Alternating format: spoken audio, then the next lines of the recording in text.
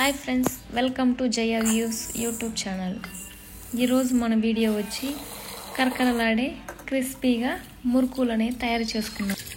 ముందుగా బియ్యం తీసుకుందాం. నేనైతే 3 గ్లాసులు బియ్యం తీసుకున్నాను. దాన్ని నీట్గా 4-5 సార్లు వాష్ చేసుకొని పక్కన పెట్టుకుందాం. ఇప్పుడు 2-3 గంటలు ఈ బియ్యాన్ని నీళ్లు పోసి నానబెట్టేద్దాం. తర్వాత 3 గ్లాసుల బియ్యానికి 1.5 గ్లాస్ శనగపప్పు తీసుకుందాం. నేను 3 గ్లాసు బియ్యం తీసుకున్నాను కాబట్టి నేను 1.5 కప్పు శనగపప్పు తీసుకుంటాను. 1.5 గ్లాసు. ఒకవేళ మీరు 4 గ్లాసులు తీసుకుంటే 2 గ్లాసులు వేసుకోవాలి శనగపప్పు అనేది. స్టవ్ని మీడియం ఫ్లేమ్లో పెట్టి ఈ విధంగా శనగపప్పులు అనేది వేయించుకోవాలి. శనగపప్పులు అనేది ఈ విధంగా వేయించుకున్న తర్వాత ఆరేంత వరకు పక్కన పెట్టుకుందాం. తర్వాత బియ్యం నానిపోయి ఉంటే బియ్యాన్ని ఈ విధంగా నీళ్ళన్నీ పోయేలాగా ఉడకట్టుకోవాలి. బియ్యం అనేది మినిమం 3 అవర్స్ నానాలి ఫ్రెండ్స్. నీళ్ళన్నీ పోయిన తర్వాత ఒక క్లాత్ వేసుకొని ఆ క్లాత్ మీద ఈ బియ్యాన్ని అనేది ఎండబెట్టుకుందాం. బియ్యం అనేది ఎక్కువ తేమ లేకుండా ఎక్కువ ఎండకుండా మీడియంగా తీసుకోవాలి. బియ్యం అనేది నేను చూపిస్తున్న విధంగా ఎండితే చాలండి. ఈ విధంగా సౌండ్ వస్తుంది.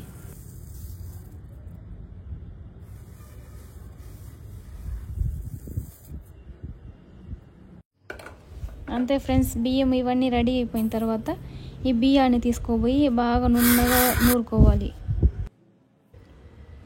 బియ్యం అయినా కానీ శనగపప్పు అయినా కానీ బాగా నున్నగా నూరుకోవాలి ఫ్రెండ్స్. లేకపోతే ఆ హోల్స్లో ఈ పిండి అనేది ఇరుక్కుపోతుంది, మురుకులు అనేవి సరిగా రావు. పిండిని గ్రైండ్ చేసుకున్న తర్వాత ఈ విధంగా జల్లి పెట్టుకోండి ఫ్రెండ్స్. పిండి అనేది బాగుంటుంది. తర్వాత ఈ శనగపప్పులని మనం ఈ పొట్టు లేకుండా బాగా క్లీన్ చేసుకోవాలి. నేనైతే ఓణీలో వేసి ట్రై చేశాను, బట్ అది వర్కౌట్ కాలేదు. ఇలా చేత్తోనే నలిపేసాను ఫ్రెండ్స్. ఈ విధంగా నీట్గా తోలు లేకుండా తీసుకోవాలి శనగపప్పులు అనేది. దాన్ని ఇప్పుడు నున్నగా గ్రైండ్ చేసుకోవాలి. తోలు తీసేసాము కదా శనగపప్పులకు అనేది ఈ విధంగా బంకగా వస్తుంది, కానీ నున్నగా నూరుకుంటే బాగుంది ఫ్రెండ్స్. దీన్ని అనేది నున్నగా నూరుకోండి ఈ విధంగా నేను చూపిస్తున్న విధంగా. ఇది ఈ విధంగా ఉంటే కూడా పర్వాలేదు, మనం ఇప్పుడే మురుకులు కాల్చుకుంటాం కాబట్టి దానికి ఏం ప్రాబ్లం లేదు. దీంతో శనగపిండి గ్రైండ్ చేసుకున్నాం కదా, అందుకే నేను బియ్యం పిండి వేసి దాన్ని గ్రైండ్ చేసుకుంటా ఉన్నాను. దీంతో 10 లేదా 12 ఎండుమిర్చి వేసి గ్రైండ్ చేసుకుందాం. వట్టి మిరపకాయలే వేయడం వల్ల ఈ విధంగా వస్తుంది, సరిగా గ్రైండ్ అవ్వడం లేదు. ఇందులో కొంచెం రైస్ పిండి వేసుకొని నూరుకుందాం. ఈ మిరపకాయలు అనేవి నున్నగా గ్రైండ్ చేసుకోవాలి ఫ్రెండ్స్, లేకపోతే హోల్స్ ఇరుక్కుంటాయి.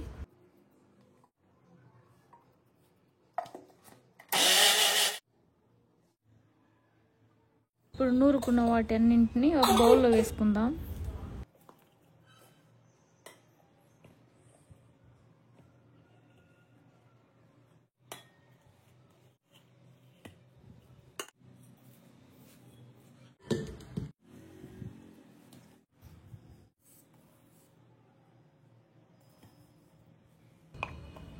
సాల్ట్ అనేది చూసి వేసుకోవాలి ఫ్రెండ్స్, టేస్ట్కి తగినట్టు వేసుకుందాం.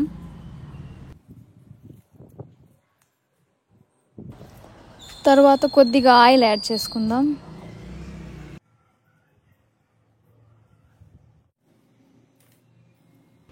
వాటర్ అనేది ఒకేసారి వేయకూడదు ఫ్రెండ్స్, ఒకవేళ నీళ్ళుగా అయిపోతే కష్టం. కొద్దిగా వాటర్ యాడ్ చేసుకుంటూ పిండిని అయితే కలుపుకోవాలి.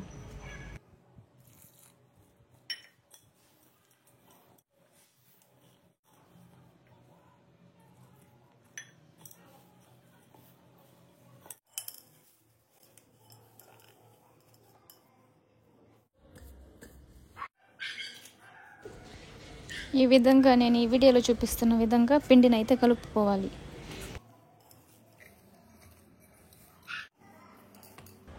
అంతే ఫ్రెండ్స్, పిండిని అయితే పక్కన పెట్టుకుందాం.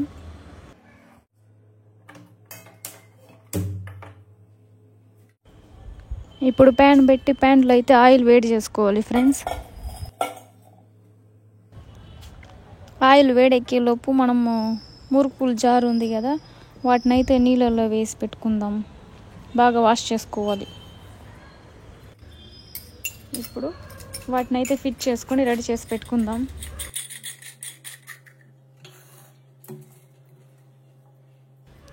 పిండిని చేతికి నీళ్ళు అద్దుకొని కొంచెం వాటర్గా దాన్ని అయితే కలుపుకుంటూ దీంట్లో యాడ్ చేసుకోవాలి ఫ్రెండ్స్.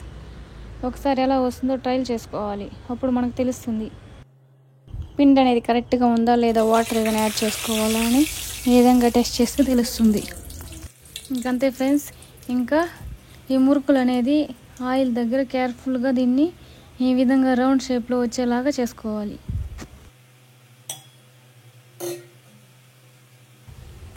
మురుకులు అనేది ఉడికిందా లేదా అని ఎలా తెలుసుకోవాలంటే వెరీ ఈజీ ఫ్రెండ్స్. మురుకులు అనేవి మనం గరిటె ఉంది కదా, ఆ గరిటెతో జస్ట్ అలా తడితే చాలు సౌండ్ వస్తుంది. సౌండ్ వస్తే ఉడికిపోయినట్టే ఫ్రెండ్స్.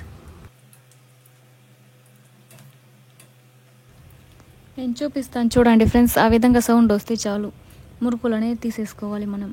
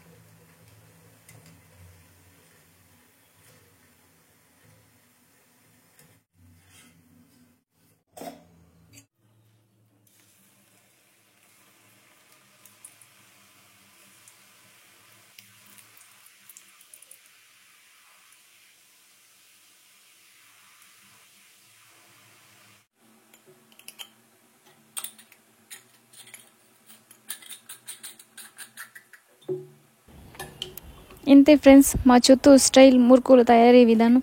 మీకు కానీ ఈ వీడియో నచ్చినట్లయితే లైక్ చేయండి, కామెంట్ చేయండి, సబ్స్క్రైబ్ చేసుకోండి.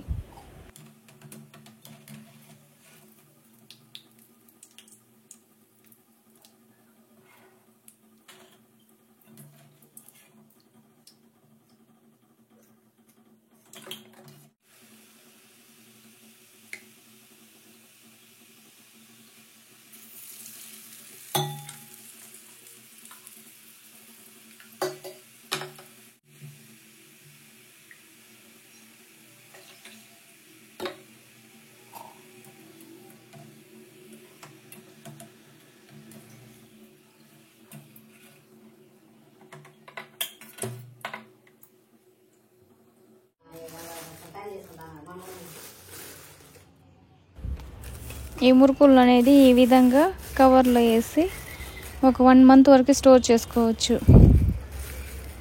Thank you for the watching.